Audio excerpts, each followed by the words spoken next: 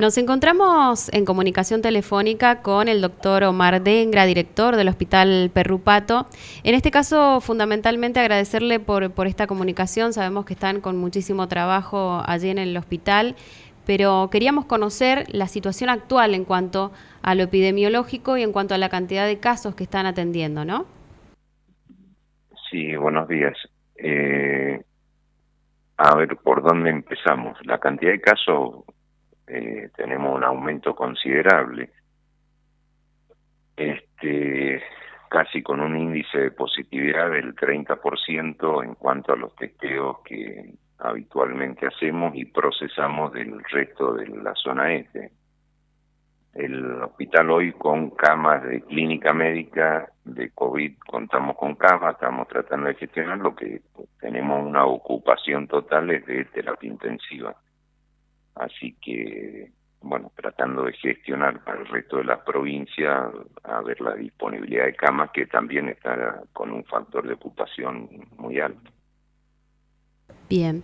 Hasta el momento, doctor, ¿cuántos pacientes internados tienen en el nosocomio que han dado positivo a COVID-19? Internados de COVID tenemos 9 en terapia intensiva y tenemos 45 en clínica médica. Bien, ha crecido notablemente, decimos el número, ¿no? En las últimas semanas. Sí, en realidad esta semana se ha estabilizado un poco, en una cifra alta pero estable. Creció mucho los 15 días anteriores, posterior a lo que fue Semana Santa. En cuanto a la cantidad de testeos que están realizando diariamente, ¿han notado también un aumento en cuanto a la gente que se acerca para testearse? Sí, seguro, todo este mes ha sido alto, estamos prácticamente en los 120 hisopados diarios. Bien, bien. En cuanto a las edades de los pacientes, doctor, ¿continúan siendo pacientes adultos mayores? ¿Hay más pacientes jóvenes? No, hay muchos más pacientes jóvenes. Hoy el promedio nuestro está alrededor de los 52 años. En cuanto a los fallecidos que vimos justamente en los datos de los informes de estos días atrás, ¿no? También han crecido, ha aumentado la cantidad de fallecidos y fundamentalmente en edades también bajas, ¿no? Sí, sí, lo que se ve en esta pandemia es esto, pacientes jóvenes con grados de enfermedad muy altos, neumonías muy importantes en pacientes jóvenes, y eso también lleva a que los días de estadía dentro de las unidades sea mayor. En promedio, ¿cuántos días se queda un paciente, por ejemplo, en terapia intensiva? Y en esta nueva ola prácticamente tenemos 8 días el promedio. Bien. Doctor, en cuanto a los insumos que tienen para trabajar, el oxígeno fundamentalmente, que se está hablando mucho en estos últimos días de la falta de oxígeno en algunos lugares. Sí, nosotros todavía no tenemos esa repercusión, pero evidentemente si esto sigue así, va a suceder, porque no hay capacidad de producción por parte de las empresas. Bueno, la situación que está atravesando el hospital en cuanto a la cantidad de pacientes y la ocupación de camas, decimos que se repite, ¿no? En distintos puntos de la zona este, no solamente en los hospitales públicos, sino también en los sanatorios privados, ¿no? Sí, es todo. En realidad es la misma foto que se ve en toda la provincia y en el país. Doctor, ¿qué le diría a usted a la gente, ¿no? En esta situación, en este momento, donde realmente están con muchísimo trabajo y muchísima exigencia en el sistema sanitario?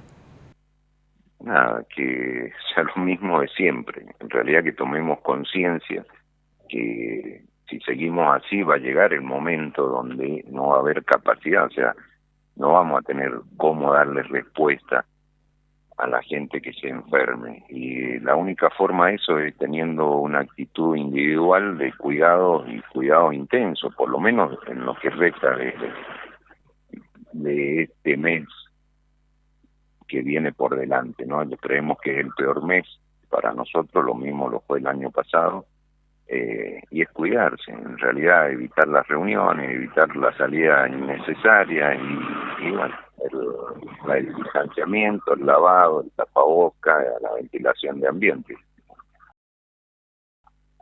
Bien, ¿ustedes creen que el pico de esta segunda ola sería ahora en el mes de mayo? Es cómo se ha comportado, no sabemos en realidad, porque hoy el- tenemos características distintas en cuanto al nivel de edades y la gravedad de la enfermedad, distinto al año pasado. Es cierto que el año pasado la cuarentena fue mucho más estricta y el nivel de circulación de personas era mucho menor. Pero creemos que sí, porque lo mismo nosotros el año pasado tuvimos mayo y después fue septiembre y octubre, el pico más alto de toda la pandemia. Bien, doctor, en cuanto a la situación de restricciones, ustedes, hemos escuchado justamente muchos médicos y personal de salud que habla de la necesidad por ahí de restringir un poco más la circulación de personas. ¿Usted qué opina con respecto a esto?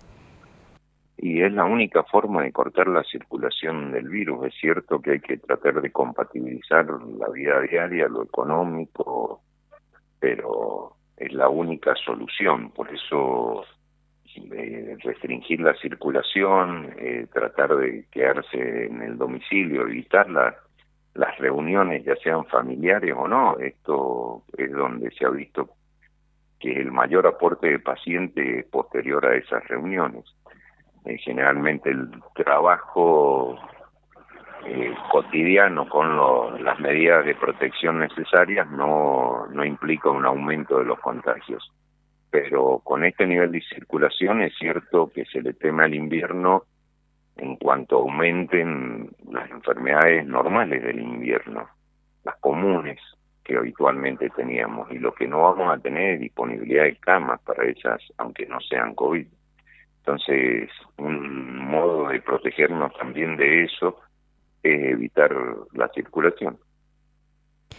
Bien, doctor, por último, hay médicos también que trabajan en distintos puntos de la provincia que están afirmando que es probable que ya esté circulando alguna cepa nueva y que por eso justamente o a eso se debe la gravedad de la situación de salud de muchas personas. ¿Usted qué opina con respecto a eso? No, nosotros viendo esto, si no sería, a ver, puede haber circulación de otras cepas, evidentemente, fundamentalmente esta de Manaus, pero no creo que sea de importancia porque en realidad lo que estamos viendo es que la mayoría de los pacientes que presentan enfermedades respiratorias importantes no deben ser de esta cepa de Manaus. El comportamiento de este virus que la verdad que tiene al mundo intrigado. No hay tratamiento, no hay forma de frenarlo, no hay nada específico contra eso. De las cepas nuevas se investigan, se van haciendo, viendo el tipo de circulación, pero evidentemente ha afectado a un sector de la sociedad que no había afectado el año pasado. Entonces no había cómo comparar. Nosotros el año pasado teníamos generalmente personas mayores de 60 años con enfermedades graves y hoy no los tenemos. Puede ser por la vacunación, puede ser porque han tenido más responsabilidad en el cuidado y porque vino muy de golpe también y las medidas se empezaron a tomar tarde. Bien, en cuanto justamente a este tema, las medidas, ¿usted cree que haya alguna medida que pueda ayudar más quizá al sistema de salud, como por ejemplo las salidas con el documento o restringir más el horario nocturno?